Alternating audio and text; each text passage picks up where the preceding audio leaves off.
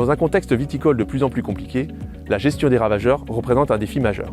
Entre les évolutions climatiques, le retrait de matières actives réputées efficaces et le renforcement des contraintes réglementaires, la protection du vignoble devient plus difficile à maîtriser. Cela se traduit sur le terrain par une augmentation des dégâts, malgré une intensification des traitements insecticides.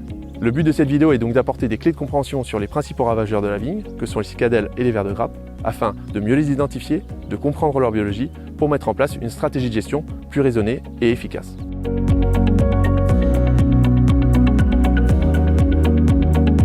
Alors, les cicadelles vertes sont des insectes hémiptères, dits piqueurs-suceurs, qui ont leur pièce buccale fusionnée en rostre. Elle ressemble à une petite cigale de moins de 1 cm de long. Elle va faire plusieurs générations par an. Cette fois-ci, ce sont les adultes femelles fécondées qui vont passer l'hiver dans des zones à proximité des vignes. Dès que le printemps va arriver, elles vont pénétrer dans les parcelles de vignes et les femelles vont commencer à pondre dans les nervures des feuilles et la première génération larvaire va se développer, à peu près pendant tout le mois de mai jusqu'à mi-juin. Ensuite, il va y avoir de nouveau production d'adultes qui vont migrer dans d'autres parcelles de vignes et vont s'enchaîner tout l'été plusieurs cycles larvaires. Là encore une fois, en fin de saison, dès que la photopériode va basculer, va changer, les femelles qui ont été fécondées vont de nouveau rejoindre leur quartier d'hiver et vont passer tout l'hiver à proximité des parcelles de vignes. La cicadelle de la flavescence dorée est également un hémiptère et également un cicadellidé, mais d'origine d'Amérique du Nord.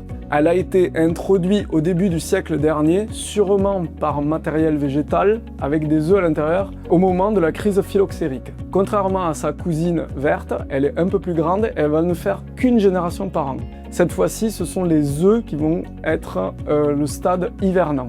Pareil, au mois de mai, on va avoir émergence des premiers stades larvaires au niveau des feuilles du bois, qui vont faire des agrégats, puis durant tout le mois de mai et juin, va se développer les 5 stades larvaires. À partir de début juillet, on va voir apparaître les premiers adultes mâles, puis ensuite les femelles.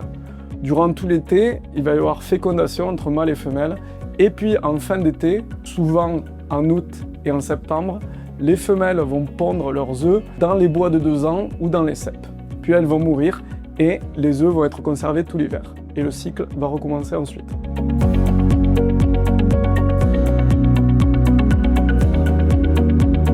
Pour les cicadelles vertes, ce sont les adultes et larves qui réalisent des dégâts. Avec leur pièce buccale, elles vont perforer les tubes criblés qui se trouvent sur la face inférieure des feuilles. Leur action mécanique, mais également le dégagement de salive toxique, va engendrer des rougissements pour les cépages rouges ou des jaunissements pour les cépages blancs au niveau de la face inférieure des feuilles. Ce sont des taches très géométriques, parfois cubiques, qui vont suivre la nervure des feuilles. C'est ce qu'on appelle donc les grillures. Pour les cicadelles de la flavescence dorée, cet insecte est totalement inoffensif pour la vigne. Il devient problématique lorsqu'il y a acquisition d'une maladie qu'on appelle phytoplasme de la flavescence dorée. La larve ou l'adulte va acquérir ce phytoplasme lorsqu'il va ponctionner une plante malade.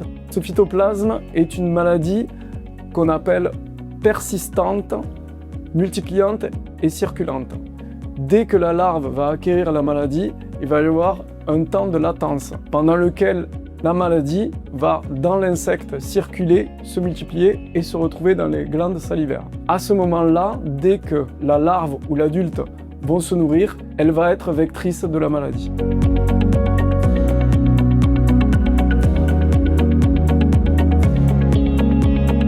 Alors, concernant les stratégies les plus efficaces contre ces ravageurs, il n'y a pas de bonne et mauvaise stratégie. Il y a des contextes totalement différents. Ça va dépendre de l'historique de la parcelle, du millésime, de la configuration géographique, de la volonté de faire une lutte collective ou pas, et éventuellement de la sensibilité du viticulteur dans la fibre agroécologique. Concernant les cicadelles, notamment la cicadelle verte, les stratégies les plus employées sont des stratégies insecticides, notamment au niveau des jeunes stades larvaires, où finalement les insecticides sont les plus efficaces. Mais il existe des stratégies alternatives qui consistent entre 2 générations à épandre de l'argile. Finalement, cette solution va blanchir les vignes et la femelle de la prochaine génération va pas choisir ces vignes-là et finalement elles vont être moins contaminées par les cicadelles vertes.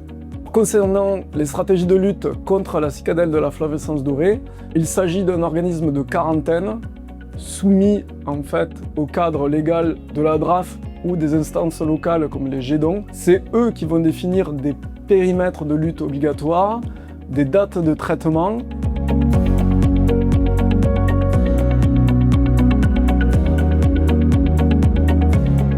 Concernant les seuils de détection précoce pour la cicadelle verte, il n'y en a pas réellement. On peut utiliser en fait des bandes de pièges jaunes, mais réellement après c'est les notations sous les feuilles, à peu près une fois par semaine, qui vont permettre de déterminer des seuils. À partir de mai, on va commencer à retourner des feuilles de vigne, compter le nombre de formes mobiles sous les feuilles, et donc là on va établir vraiment une dynamique de population. Avant, on raisonnait comme seuil de déclenchement insecticide 100 formes mobiles sur 100 feuilles. Ça a un peu évolué. Désormais, on raisonne plutôt sur la charge larvaire, c'est-à-dire qu'on va prendre 3 notations d'affilée, et là, si on arrive au fameux seuil de 100 formes mobiles sur 100 feuilles, on va regarder également si on a affaire à des jeunes stades larvaires ou des stades âgés, et enfin, on va regarder si on est sur une dynamique ascendante. Si on a tout ça de validé, là, on peut penser à déclencher un traitement insecticide. Alors, concernant la flavescence dorée, la détection est surtout assurée par les instances locales, donc les GEDON, qui vont eux-mêmes faire les observations. Ça va pouvoir leur donner une indication sur quand déclencher les premiers traitements.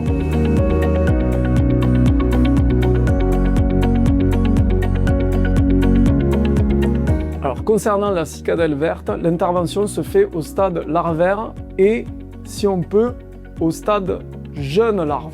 Ce qui est important, c'est que régulièrement, on sache où on en est au niveau de la dynamique. Alors, quand il s'agit de la stratégie avec de l'argile, là, c'est un peu différent.